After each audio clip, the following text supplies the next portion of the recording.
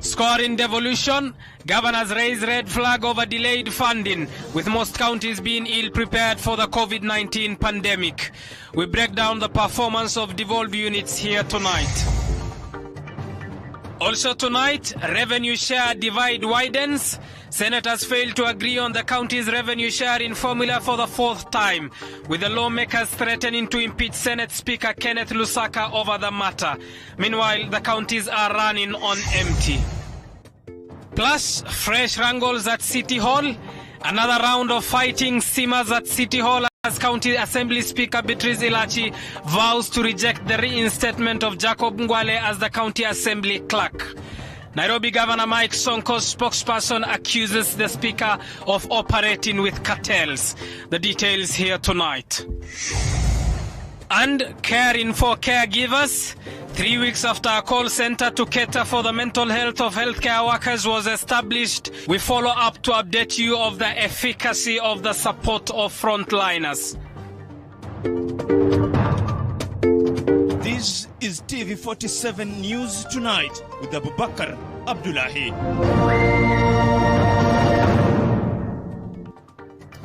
Tonight of all nights, Anne Wairimu is our sign language interpreter. Good evening, I'm Abubakar Abdullahi and welcome to the broadcast, our top story. Now, research has shown that cases of home violence have escalated by 7% as compared to last year, with 6 counties, among them Wajir, Turkana, and Nandi, recording an increase of 30% since COVID-19 was first reported in the country. Health CAS Dr. Mercy Mwangangi today said that nearly 5,000 PrEP survivors in the country have received treatment, with children under the age of 18 years amounting to 70%. This comes at a time when 796 new positive cases have been reported in a single day.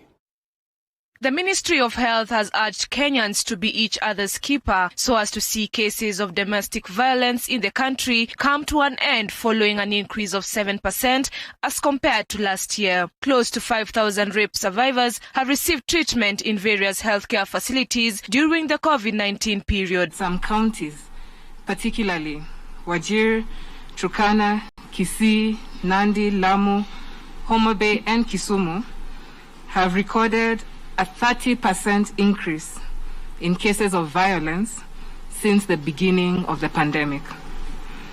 Worse still, and this really is a shocking statistic, close to 5,000 rape survivors have received medical treatment in health facilities during this period of the pandemic.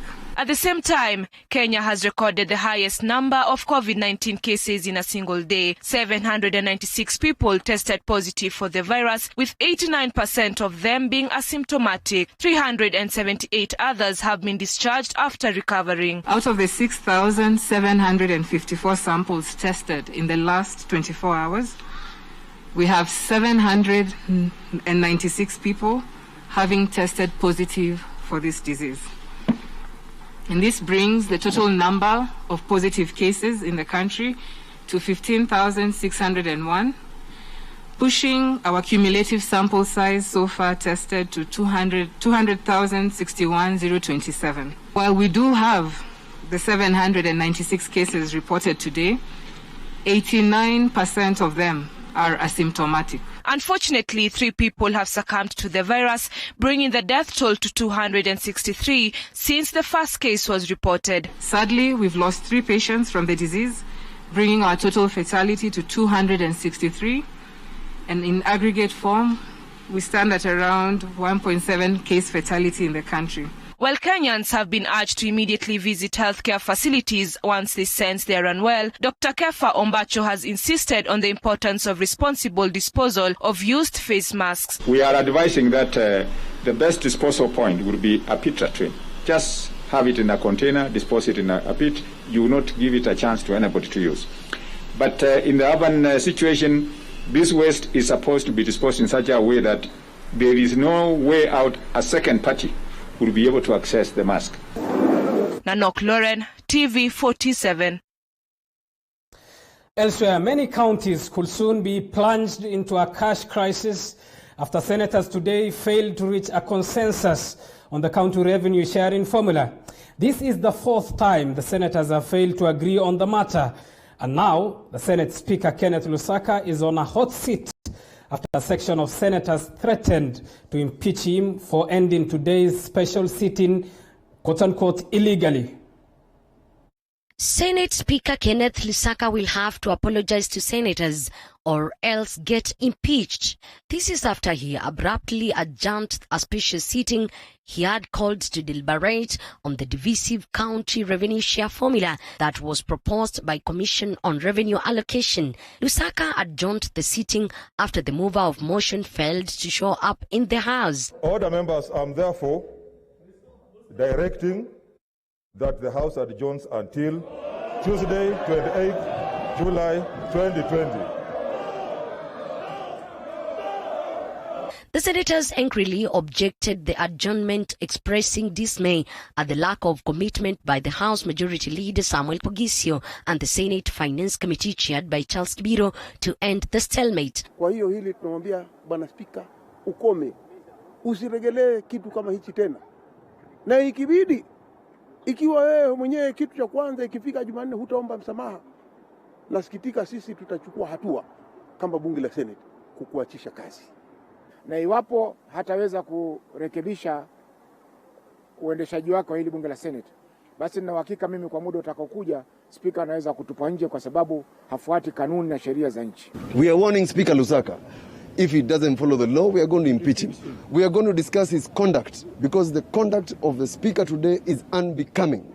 And I can repeat it. I am prepared to lose my position as a whip of the Senate. But I cannot stand that sort of thing because it is a mockery of all these good people. On the other hand, senators whose counties stand to lose insist Senator Charles Kibiro-led committee should go ahead and implement the recommendations by Nairobi Senator Johnson Sakaja that the counties continue to receive monies as per the previous formula until consensus is reached. We shall also bring another motion on the same. Because our counties need to budget, our counties need to get resources, and we need to make sure that this us versus them idea or notion that is being peddled around stops.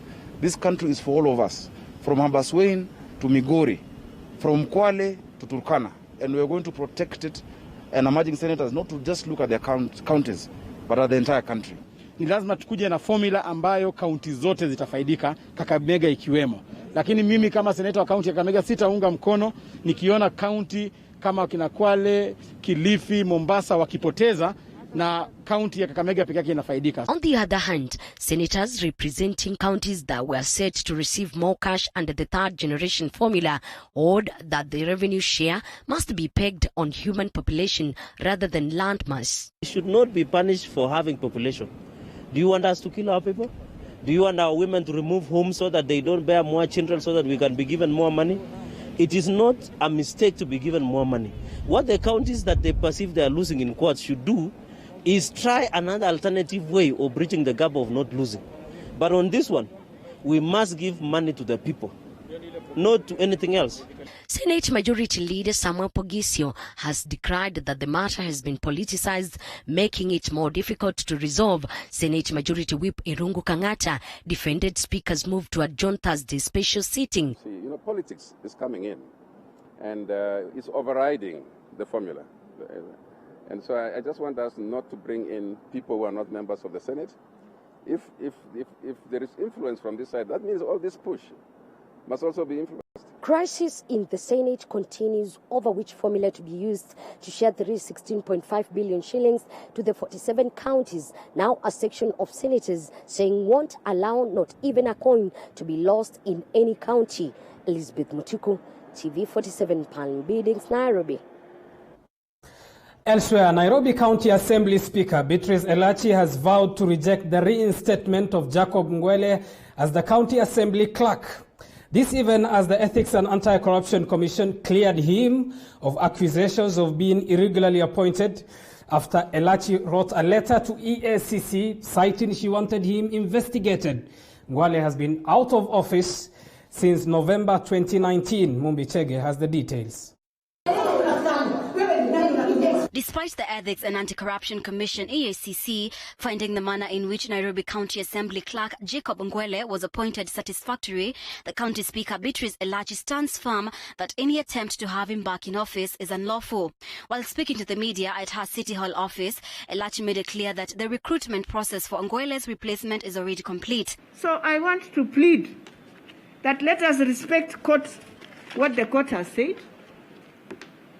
Let us finalize. Let us stop this intimidation, because you have done this. You are not taking the person they want. Now they come and intimidate. They come and force things. It is wrong. And I want to tell Kenyans, I want to thank them, that indeed I have stood with many things firm, not because I would love, but because of the integrity of this institution. And for me, the day I would leave, I need to leave an institution that moves in a correct manner. Therefore, I want to tell one Jacob Ngwele, you are in an office in the assembly as a visitor. You need to be leaving. First of all, they've come, jumped on top of the gate, completely disregarding the issue of COVID, which is very wrong. And I want to tell them it is wrong. When we decided and we followed what the head of public service told us, that we must start going virtual. I announced to them, and I read very well, let us leave the assembly because of COVID, let us go virtual, and let us try and protect ourselves and follow the regulations of the Ministry of Health. Acknowledging the concerns surrounding the status of his employment, Ngwele has asked Elachi to respect the court ordered which has reinstated him in office, urging all parties involved to respect the rule of law. We have had many orders which have been issued by the court telling the parties to obey the court orders. Of course, I've not been given access to my offices, despite the court orders directing that I resume my duties. I've had challenges resuming my duties, and it has caused a lot of problems to the members and the smooth running of the assembly. And after the letter from the EACC and the letter from the Central Bank reinstating my mandates, the members today called me as their servant to come back to work so that I can serve them. So I've come here today to serve the members whom I'm the CEO. I'm supposed to deliver services to this assembly. So I've come back to work today to continue delivering services. What I'm asking is that we live under the rule of laws in this country. If one person came back to work as a result of orders issued by the employment court, the same orders, the last time when court was on 20th July, the court stated status quo maintained. Status quo maintained means I'm still the clerk of the assembly as we resolve the matter in court. Speaking on behalf of Nairobi Governor Mike Sonko, the governor's spokesman Ben Mulwa weighed in on the matter, claiming that Elachi is representing cartels and her own personal interests. The governor's message is extremely clear. Everybody must do whatever they are doing within the confines of the law. If there is any problem with the laws as they are, there are mechanisms that are already set in place on how you can review that. Then the speaker can take full responsibility and begin to run the assembly as a personal property. But as it stands, there are laws that govern county governments, and the speaker remains bound by that. And until those laws are amended either by the Senate or the National Assembly, all the other things that she's treating Nairobians to remain theatrics that are of no value to anybody. The Central Bank of Kenya has also confirmed the legality of Ngwele's appointment after turning down the request by Elachi to have him removed as a signatory of the Assembly's accounts. Mumbi Chege, TV47. Moving on, a call center set up for healthcare workers at the Kenyatta National Hospital has been offering the so much needed psychosocial and psychological support to healthcare workers who are responding to the COVID-19 pandemic. Our reporter Mwangi Maina visited the contact center and has filed the following report. Frontline health workers responding to the COVID-19 pandemic in the country are facing a myriad of problems, including psychological torture, stress, and anxiety. The call center at the Nurses Complex in Kenyatta National Hospital came in handy for the health workers and has been operational for the last 3 weeks. Not everyone can seek help, but having such an initiative for healthcare workers, especially during this time of COVID-19, they've been able to get to speak out and also seek help. On a daily basis, the call center receives more than 10 calls from health workers in different parts of the country. There are 5 trained psychiatrists running the teletherapy in the center. Millicent Oduor is a psychiatrist at the facility. We take them through our training. We make them calm down by using our training, the areas of where we are measured. So we calm them down because we form that rapport to make them understand that it is normal to get anxious, but it's not the end of the world. Millicent says she gets fulfilled after a health worker gets the help they needed and have more energy to move on. At times people get discouraged, but we are really crying out for people to come for help because it's for free and we are sitting here just for them. Her colleague John Igamba observes that the psychological support offered to the health workers goes a long way in motivating them. Simply, there is somebody who got their back in such stressful times. I get motivated when I help one health worker, knowing in each and every facility they work in, they are helping 1 or 2 or 3 more Kenyans. So you can see the interconnection from one up here, down and down to the community. Jemima Kibera, a nurse and the call center manager, says among 5 calls, 3 are from nurses who are concerned with COVID-19 testing and their well-being. This is a group of people everyone thinks they're superheroes.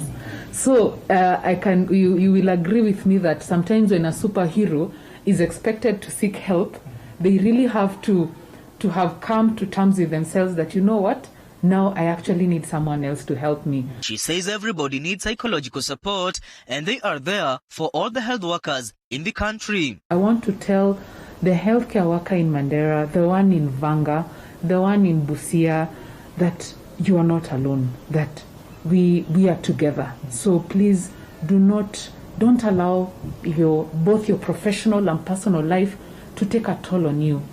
We are here, we've reached out, kindly call in. The center is run by the National Nurses Union of Kenya in conjunction with Konza Technopolis and other professional bodies. It is at this contact center where healthcare workers are getting professional help from their colleagues who are telling them that it is okay not to be okay, especially in these COVID-19 pandemic times. Reporting for TV47 from the Kenyatta National Hospital, my name is Mwangi Maina. Thank you, Mwangi Maina, for that report. You're watching TV47 News Tonight with me, Abubakar Abdullahi, 9:15 p.m. Time for us to take a short break. We still have a lot lined up for you. We'll be back with much more after this break.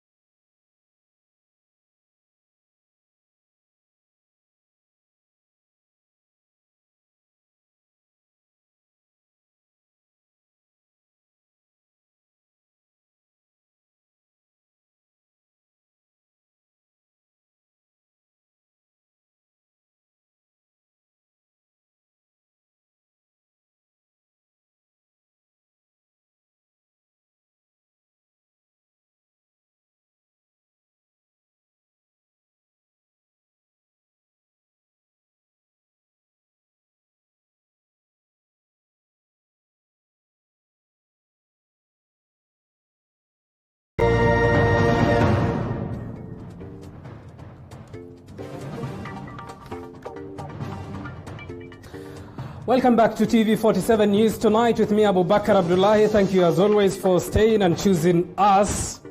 Let's get to more news. Despite the rise of the COVID-19 curve, only 26 counties have so far met the target of 300-bed capacity. During the launch of the Devolution Report 2019-2020, health, agriculture and technology sectors were signaled out as among sectors where service has been improved in the 47 counties. Andrin Kilemi now reports.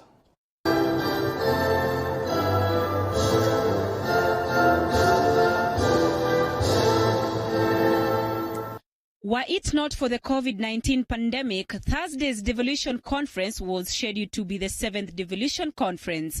But only a few governors were allowed in the venue for the launch of the annual report on the performance of counties. A report that identified achievements and challenges faced by all the 47 devolved units. For our chair of the COG to come and present before the country our speech on the state of devolution in Kenya. The health sector was ranked as one of the sectors where services have been improved despite delayed payment of healthcare workers, among other challenges.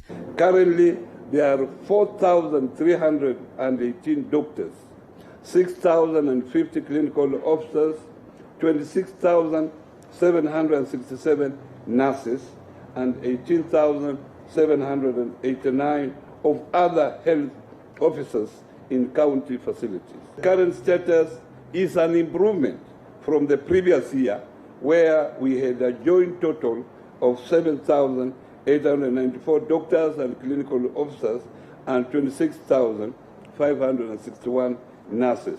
With series of crises including locust invasion, floods and COVID-19, which have greatly affected the small-scale enterprises, the counties has set up fiscal nets in order to cushion the small-scale traders and the economy. All county governments are in the process of consolidating their Biashara Fund to ensure support to micro and small enterprises to recover from the effects of the pandemic to the economy. This will lead to the support of approximately 2.3 billion Kenya shillings as loans to MSCs in county governments.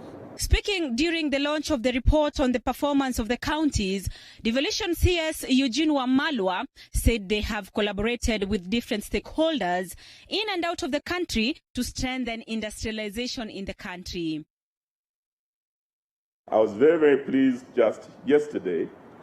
We had a virtual meeting with almost 15 counties.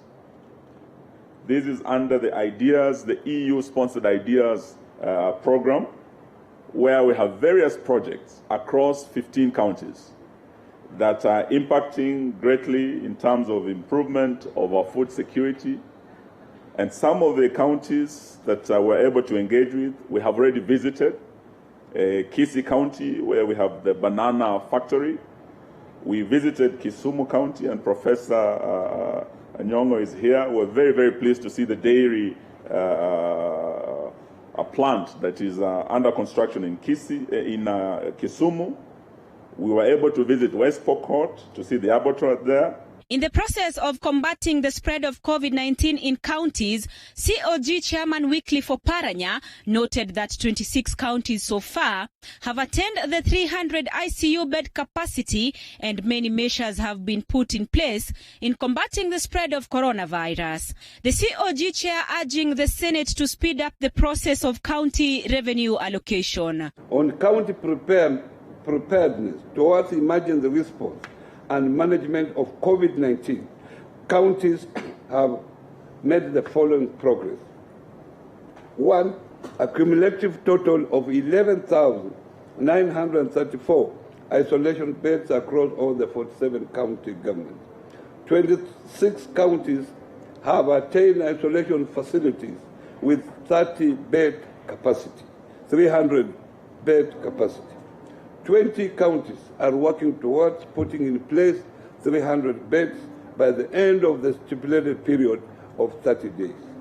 Formation of rapid emergency committees in all counties is one of the achievements in the last 1 year of devolution. Embu Governor Martin Wambora and Kisumu's Anyang' Nyong'o are among governors who attended the conference. Now, the state of devolution will be a subject of discussion a little bit later on the program. I'll be speaking to Alex Manyansi, who is a governance expert. We'll make sense of devolution since its implementation. You can be part of that discussion. Start sending us a message on 22047. You can as well a little bit later call us on the number on your screen, but all that is later. Let's get to more news now. And former Health Cabinet Secretary Cleopas Mailu now says he did not see any contract of the equipments leased to the counties, even though he signed them during his tenure. Contracts which show counties parting millions of shillings yearly despite some equipments laying idle in the counties. Josh Onsare tells us more. Appearing before the Senate ad hoc committee probing the medical equipment services projects worth billions of shillings, Mailu says he wasn't responsible for the variations made to the payment by counties from 95 million to 200 million shillings yearly. Honorable Senator, I did not come across that figure, and that figure was not brought to my attention. If at all, it was there during my time, and that figure was not brought to my attention by the accounting officer, and therefore I cannot speak with authority in terms of that variation. During the grilling session, Dr. Mailu said he didn't see the contract papers, even though the paper showed he had appended his signature. When I say I never saw the document, I might have signed the letter, of course, which I want to believe was drafted, and I want to believe the contents might be correct to transmit to the National Treasury. And that doesn't mean I saw the contracts. Mailu has asked the Senate ad hoc committee probing the MES project to question the ministry processors, claiming he found the concept being implemented by the government. When I came to the ministry, my responsibility was to ensure any contract obligation which was to the ministry and to the government, we continue to implement those contracts consistent with what was obtaining in the ministry. And therefore, mine was not to go back and re-examine the contracts which were signed previously, my predecessors. And I want to believe this committee can get appropriate answers from my colleagues who were there in the ministry before. Josh Onsare, TV47, Nairobi.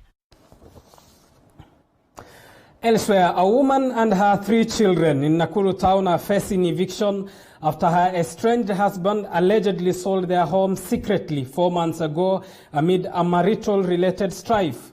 The woman, Millicent Akinyi, says her estranged husband, Maurice Makini, has subjected her to untold suffering after he settled with another woman in Londiani in the neighboring Kericho County. Millicent Akinyi says her husband of 21 years has sold parcels of land that they bought together, leaving her and her children to live in destitution. She now works as a casual laborer in Nakuru to fend for her children. Nyang'anywa shamba, nilikuwa kama shamba nimenyang'anywa shamba, tena hapa na nyang'anywa nyumba.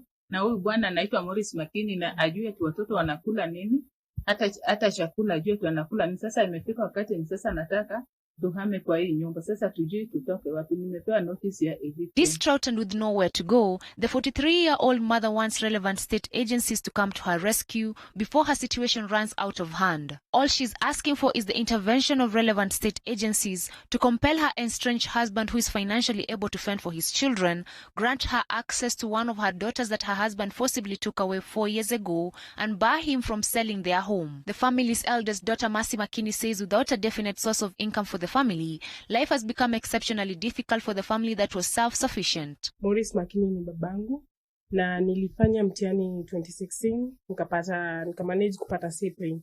Venye nipata C-plane nilikuwa na matumaini niende shule nisome nikuwe nurse ama nisome course ya international relation, lakini baada ya kupata hiyo C-plane alikataa kunipeleka shule akisema ati nimeanguka so ananipatia punishment. Mercy says she has been forced to seek menial jobs to complement her mother's efforts to fend for her two brothers aged 8 and 9. Immaculate Oma, TV 47. Now, civil societies led by Friends of ICC Kenya have come out to strongly oppose the process of replacing International Criminal Court Chief Prosecutor Fatou Bensouda. The lobbyists say the process is fraudulent. Here is Andrin Kilemi with the details. During a press briefing Thursday morning, Friends of ICC Kenya strongly opposed the idea of the International Criminal Court to replace the court's chief prosecutor Fatou Bensouda, claiming the process was not free and fair. We share the sentiments of the Kenyan government on rejection of the candidates, precisely because of exactly what we are saying, that the process is flawed. One, it appears like, although we are not speaking for government, like the election committee is turning itself almost like a cartel to actually bring somebody who is supposed to do a certain duty. 4 candidates have been nominated to replace the current chief prosecutor. Among them are an Irish international lawyer, 2 Africans and 2 Canadians. Reports further indicated that the most likely candidate to replace Bensouda is the Irish lawyer, who was in the front line defending victims of post-election violence. The Irish candidate, who is the possible successor of Fatou Bensouda, the current prosecutor, looks like a clear coronation, as opposed to a fair play in this game of having a new prosecutor. And therefore, we are calling for cancellation of the whole process and an institution of a new process that is more inclusive for all the state parties, rather than a skewed, stylish coronation of a single individual. Reports further indicated that the most likely candidate to replace Bensouda is the Irish lawyer, who was in the front line defending victims of post-election violence.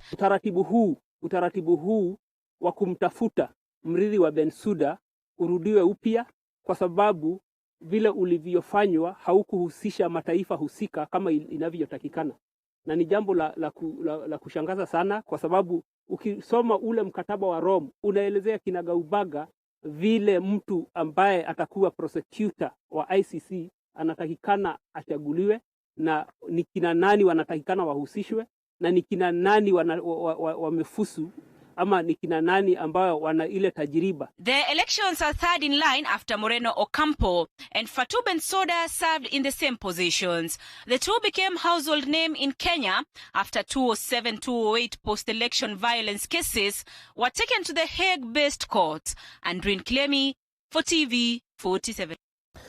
Thank you, Kilemi Andrin, for that. Elsewhere, ANC leader Musalia Mudavadi and Ford Kenya leader Moses Wetangula, in a joint press briefing in Nairobi, have postponed Western Kenya political rallies due to the surging numbers of COVID-19 cases in the country. Further, Mudavadi has condemned the region's governors for engaging in politics instead of development.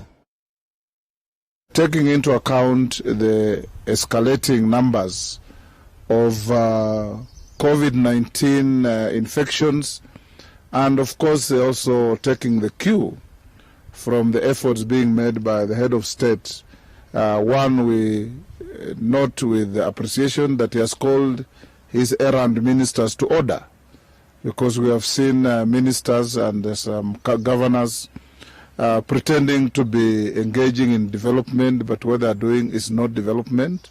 They are actually playing very negative politics in our region in particular. It is important that once we have recognized and we have seen that the numbers are surging, the COVID case numbers are surging, they are growing at a fairly rapid rate, it is important that we take a step back and call off the public engagements, the outreach that we have been having in Western Kenya, so that there is minimal exposure of Kenyan citizens to this COVID matter. We support the president, and indeed it's important he has called for a meeting. Surprisingly, when he said he wanted this conference with the governors, some of the governors are now getting jittery. They're beginning to say, no, we are not ready for this week. Because what has happened is that some are masquerading all over the place, but they are not equipping the hospitals in their respective areas.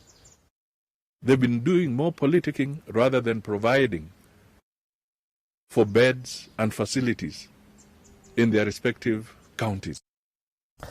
You're watching TV47 News tonight with me, Abu Bakar Abdullahi. Time for us to take another short break. But when we come back from the break, remember our topic of discussion tonight is the state of devolution. My guest tonight, I'll be speaking to Alex Manyasi, who is a governance expert. We'll make sense of devolution. You as well, the viewer, can be part of this discussion. Send us a message on 22047. Call in on the number on your screen. The hashtag to use is TV47 News tonight. We'll be back after this break.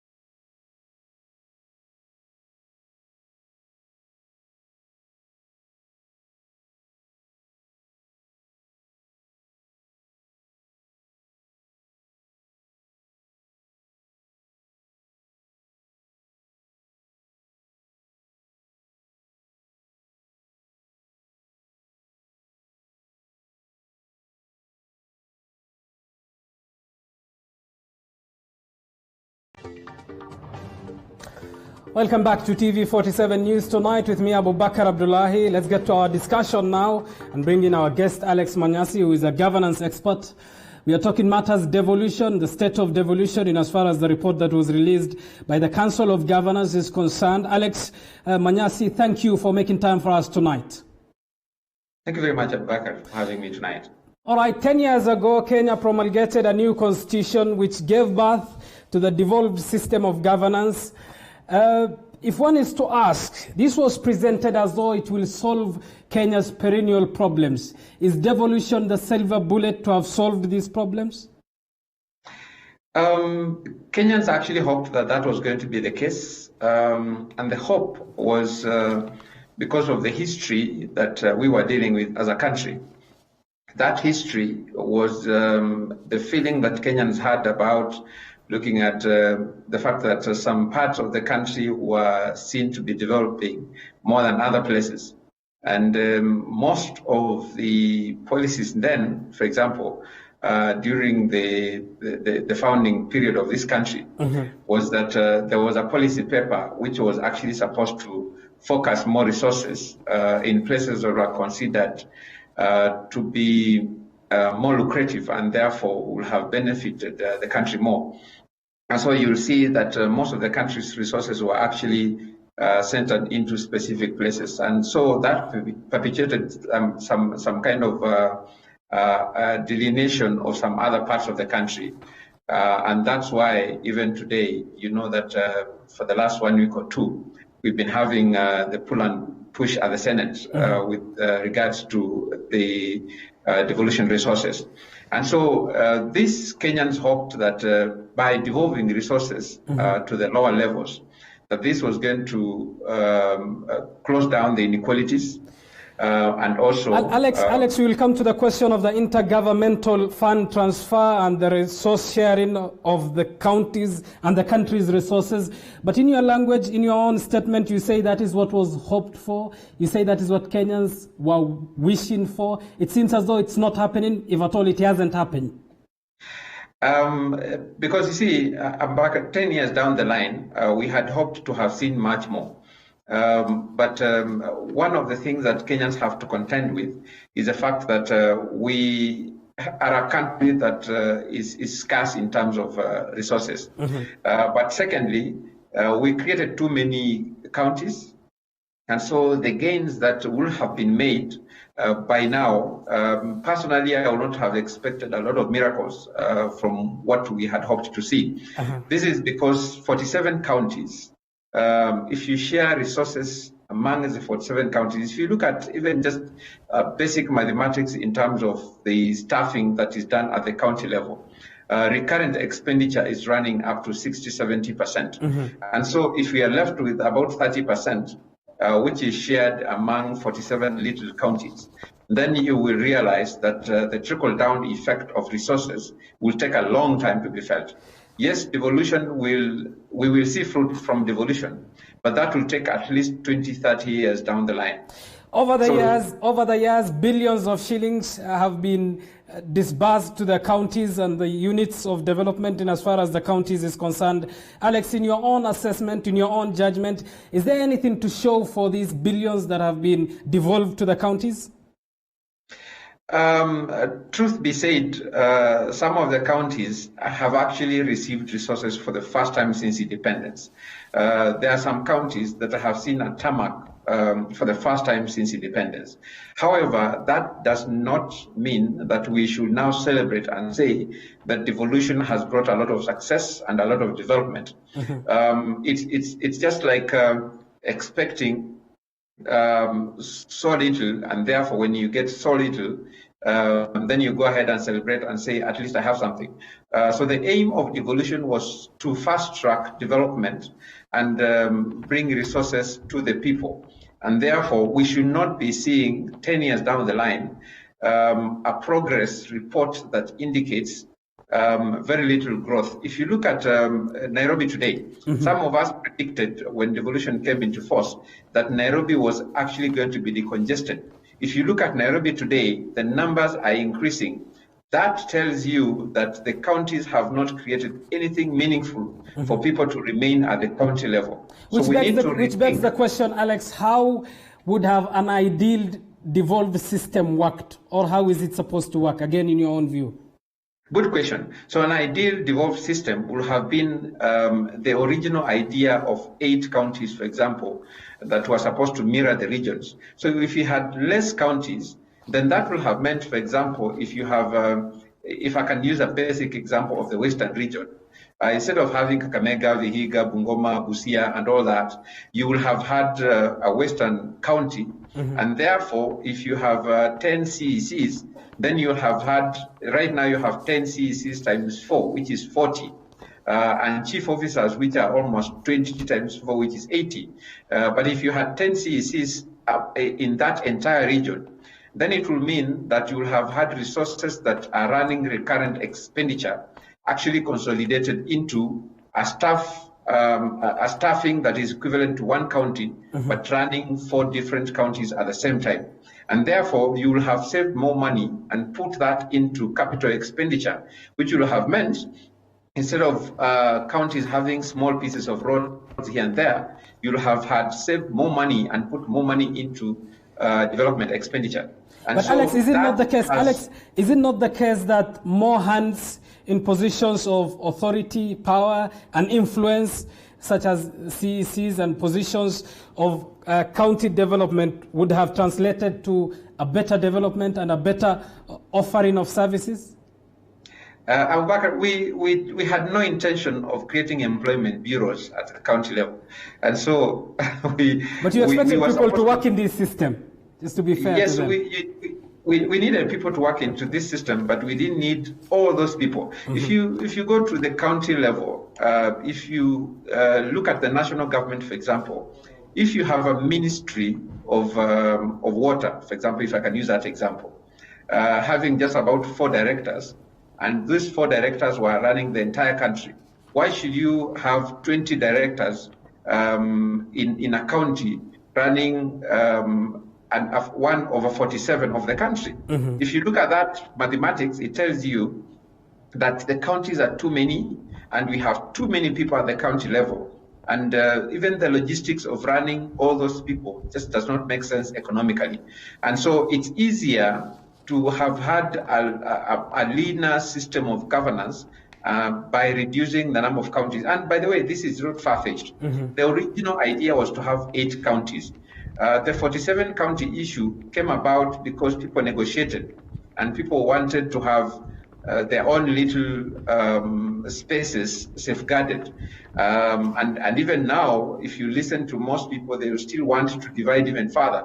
I can give an example of Western. Mhm. The people of Mount Elgon have always felt like they should be having their own county, which is not sustainable. Alex, So at the then end of the is day- your suggestion that instead of the counties have regional economic blocks?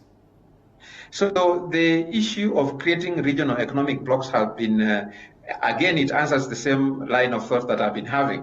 The reason why there's a clamor for regional economic blocks is because it is not viable, for example, to have one county, and yet the networks that you need to have Mhm. in that region is such that you have to think holistically in terms of the region. Mhm. If you think about the coast region, for example, you cannot have Mombasa, Malindi, Kilifi, and think about all those in isolation. If you think about the coast region as one, then it's easier to plan for the entire region and therefore put resources together.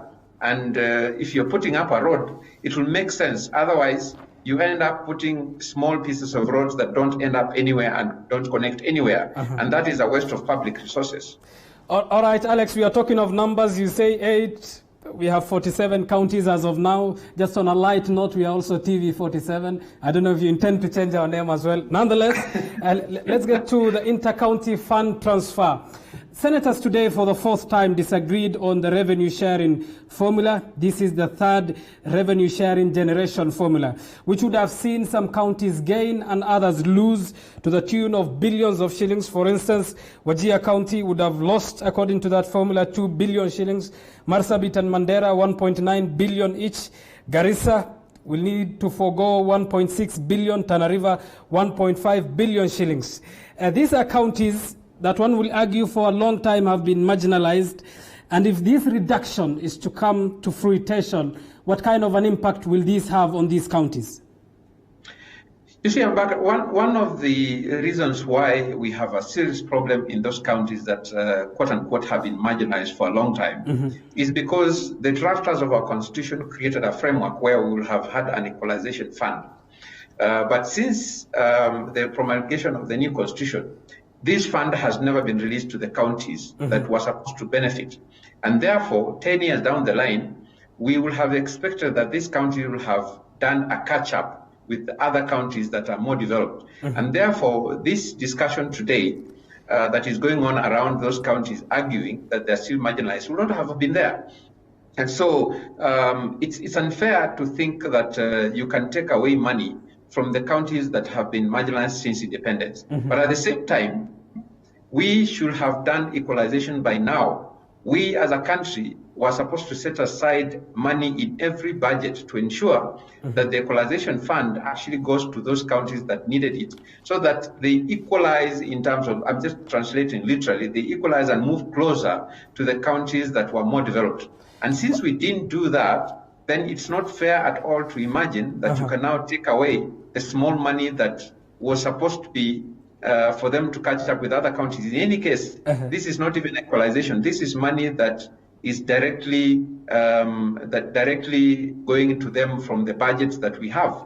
And so ultimately, the imagination that the other counties are having, like Nairobi, for example, and the other places that are getting a lot of money, the argument is, how do you take away money from someone who doesn't even have a road in the first place. Alex, And yet, pause on that thought. I understand we need to take a short break, but of course we'll talk of the formula itself and the counties that are gaining, why they say they need to gain, the ones that are losing and why they negate losing. Nonetheless, we are taking a short break. We'll be back with this discussion after this break. Stay tuned.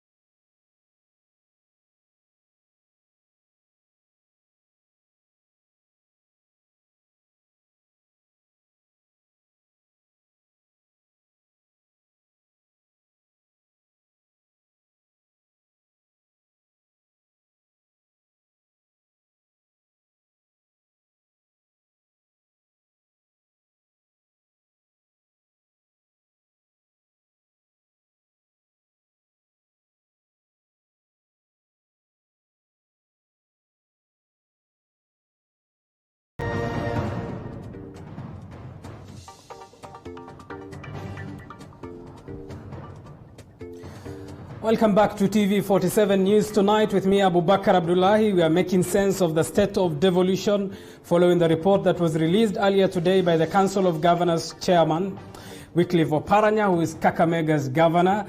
You can be part of this discussion on 22047. Let me go through some of your feedback before we get back to the discussion. Moses Mukwei says he's watching from Naivasha. Kamere, keep locked. On 22047, someone says, one person, one vote. Why not one person, 1 shilling amount? Someone who has not also mentioned his or her name says devolution was supposed to be, but can be improved on. Your opinion matters. Text us on 22047. Include your name and where you're watching TV47 News Tonight from. Let's get back to our discussion and bring back Alex Manyasi, who is a governance expert. Alex, before we went for a break, we talked of the counties that are losing. There's often the argument of why allocate more money to counties that have land masses with fewer population and allocate less to counties that have higher population. You see, that argument makes a lot of sense in the current status of things. However, that same argument will not be fair if you think about it from the historical perspective. And this is what I mean.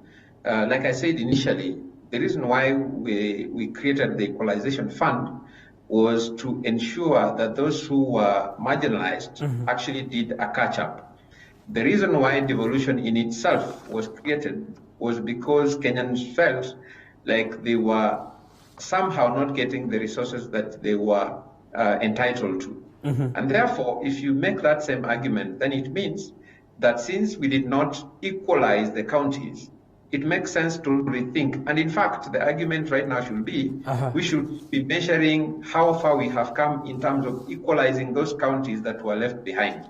So if we did that, then we will be dealing with better arguments around whether we should be moving on or not. Alex, because equalization was not supposed to happen forever. Alex, as some counties get allocated billions of shillings for purposes of what you term as a catch-up due to historical, be it injustices or otherwise, that has been meted on them, there are counties with huge population, and these are Kenyans who reside in these counties who need services. Why not give them their fair share? You see, the amount of resources that we have will never be enough. And therefore, this, I guess, arguing against or for the allocation that is being proposed may not get us to where we want to go. And therefore, this is my thinking. Number one, we should have retained the same. If we are to shift from that allocation process and say some counties will lose, then what we need to do is to say the equivalent of what you have gotten, we will give you as conditional grants, so that ultimately, if you need a road because you have no road, then we will give you a conditional grant to make sure that you put up a road. If, for example, Kiambu, and that is a good example, if the people of Kiambu need a lot of resources because they have too many people, but remember, it does not mean that Kiambu now is more important than Marsabit. You see, the people of Marsabit. But the fact is, Kiambu has more people than Alex. The fact is, Kiambu has more people than Marsabit. You see, ultimately, yes, that argument is true. But at the same time, think about it this way: if Kiambu is producing more than Marsabit, then the argument should be, and this is what CRA had, Commission for Revenue Allocation, at some point had made proposals about. If you're going to produce revenue of X amount per year, then we should match that revenue with the national revenue that we share with you. That way, you make sure that even Marsabit, they work hard in terms of producing more. And this is why I'm saying that counties like Bungoma, for example, they're now collecting less revenue than when they were not counties. So it also means that counties are now depending on national allocation more than doing anything at all. And that also explains why counties have not developed as fast as they should have. We created counties because we wanted them to work hard. We wanted to create industries. We wanted them to be innovative. But because we are looking at taxes that are collected by the country, we are busy fighting for the taxes and forgetting that counties were supposed to produce for those counties and only get additional allocation from the national taxes so that they produce even more. So the argument, in my view, should not be about whether or not a county should gain or lose, but it should be about how do we develop those counties more so that we do not over-focus on the amount of money that comes from taxes at the national level. All right, Alex, I understand we are out of time. Nonetheless, one final question. The counties are tonight staring at a financial crisis. Senate today disagreed for the fourth time on the implementation of the third generation revenue sharing formula. At least 21 senators drawn from the arid and semi-arid counties have opposed this formula. This, of course, punctures again devolution. But what is the way out for devolution and the counties, finally? I think the easiest way is for the Senate to agree to allocate a certain percentage of money to go to the counties as they discuss how to finally make a determination about what they want to do.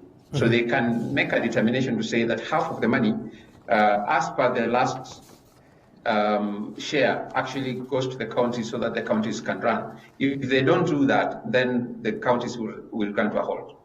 All right, Alex Manyasi, a governance expert, thank you for making time for us tonight on TV47 News Tonight with me, Abubakar Abdullahi.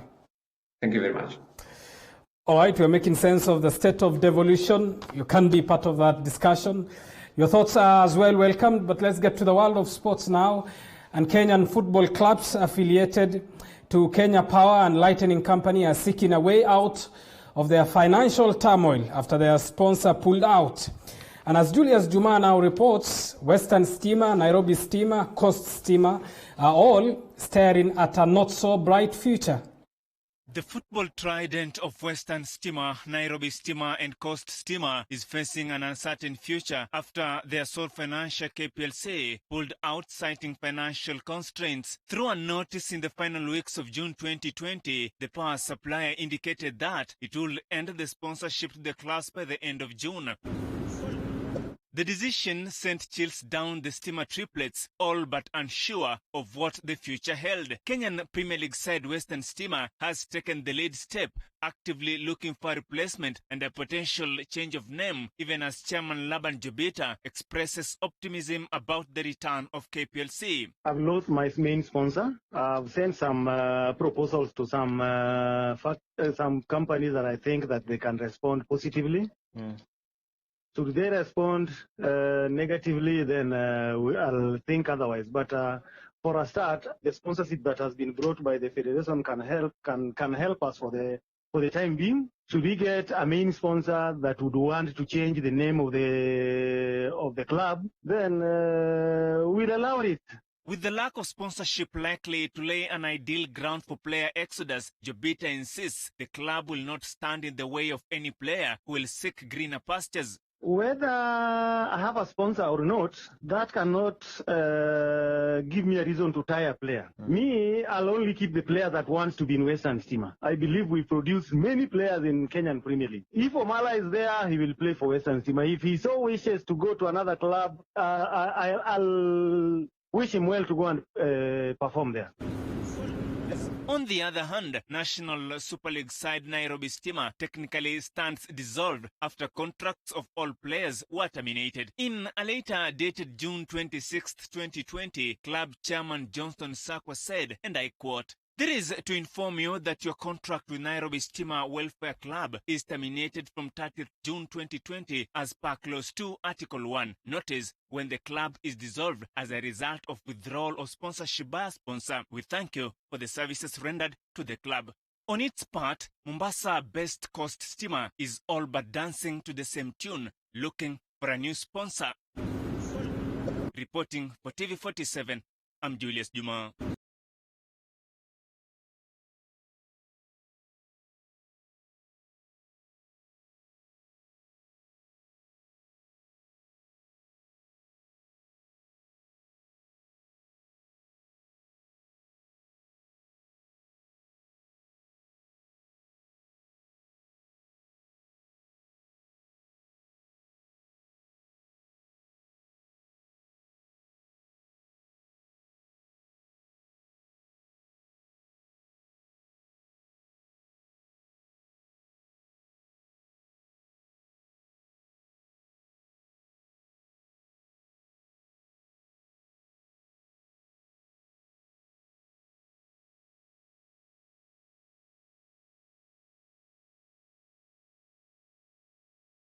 Of tonight's edition of TV47 News Tonight with me, Abubakar Abdullahi, on behalf of the entire team that made this production possible. Bye for now. I leave you with the weather updates.